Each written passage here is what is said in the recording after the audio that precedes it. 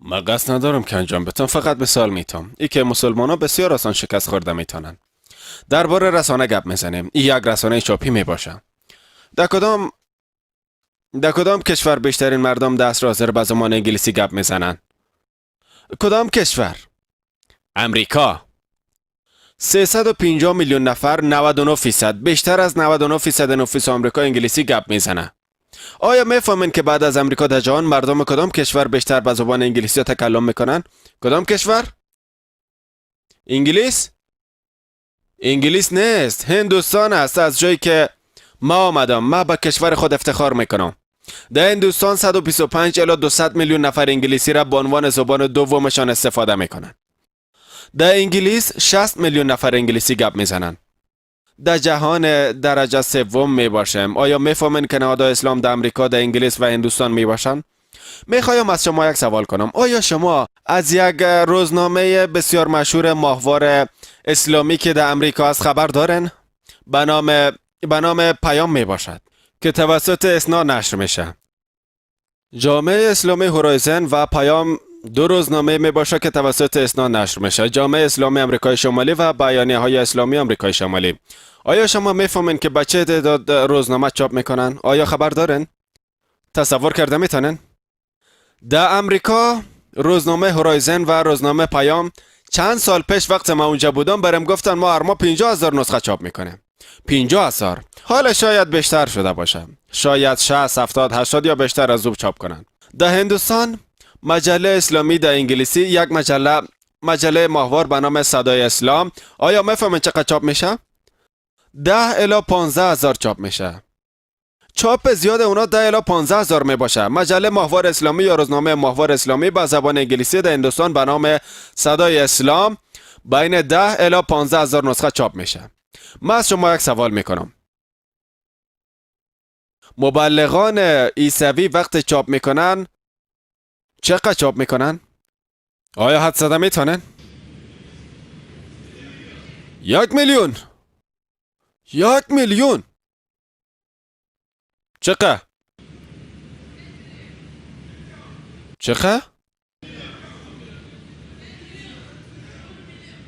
1 میلیون. 11 میلیون. 11 میلیون.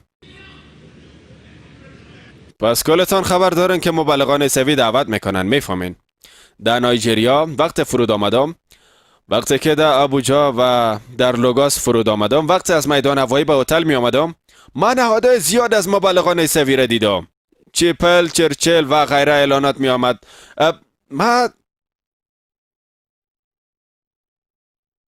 ما تفکر کشور عیسوی را میفهمم و شاید بیش از 99% مردم اینجا عیسوی باشند. ما در هیچ جای نشانی از اعلانات مسلمانان ندیدم.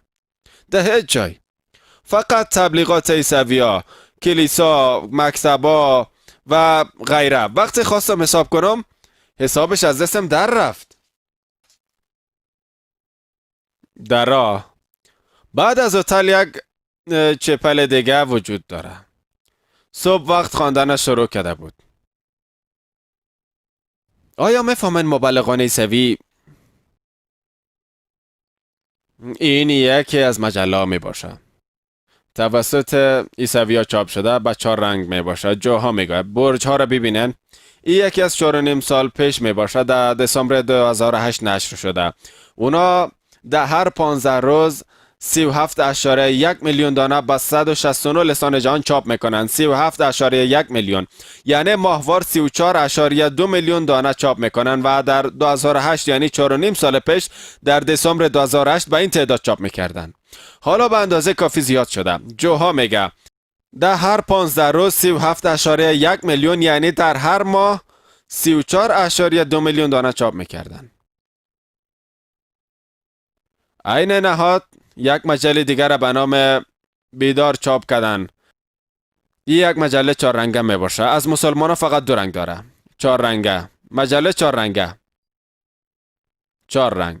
این مجله ماهوار به نام بیدار شدن است. 35.754 میلیون دانه هر ماه. اگر شما هر دوی مجله را یک جای کنن، برج ها را ببینن.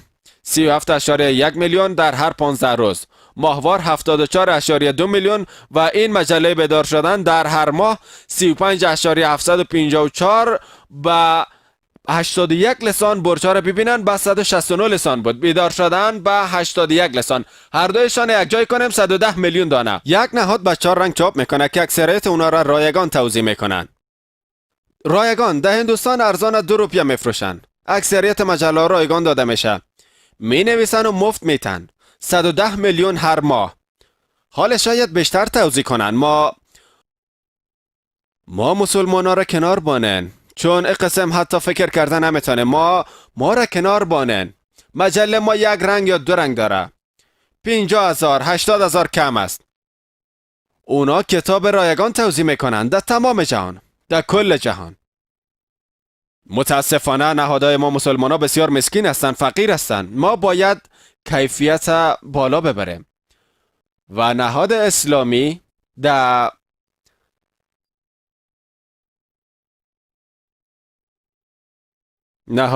دست حاضر بسیار یک نهاد خرد می باشه. وقتی کتاب چاپ میکنیم و با دادن کیفیت باور داریم، مردم میگن نخیر ذاکر برادر، چرا بعد 4 رنگ چاپ میکنن؟ این 4 رنگ داره. این کتاب به نام عقیده اسلامی در ادیان بزرگ می باشه. ما این را رایگان میتیم. با تعداد 50,000 جلد 100,000 جلد کتاب چاپ کردیم. تا به حال شاید 1 میلیون نسخه او چاپ شده باشه. یک کتاب دیگه، قرآن و علم مدرن، ما رایگان توزیع میکنیم و با کیفیت خوب توزیع میکنیم. اکثریت مسلمانان میگن که این اسراف است. وقت با یک رنگ رایگان توزیع میکنه میگن ای باید جذاب باشه. اگر پشت کتاب جذاب باشه مردم او را میخوانه. نهاد ما بسیار خرد است، با آنکه بزرگترین مرکز دعوتی اسلام در جهان میباشد. نهاد ما دست حاضر الحمدلله یکی از بزرگترین مرکز دعوتی شخصی در جهان میباشد. اگر با مبلغان عیسوی مقایسه کنیم، ما کوچک هستیم، هیچ چیزی نیستیم.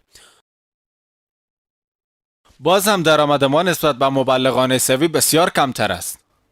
مبلغان عیسوی، اگر جیمی سوگوارت را بشناسین، جیمی سوگوارت کسی است که شیخ دیدات بر رقابت خواسته بود در سال 1980. 83 84 85 86 بر رقابت میخواد. او در زمان بهترین بود. در لس آنجلس زندگی میکرد. میگه که عاید من، عاید سالانه او بیش از 400 میلیون دلار در سال بوده. او روزانه بیش از 1 میلیون دلار به خاطر پیشرفت عاید داشته. بیش از 1 میلیون دلار در روز.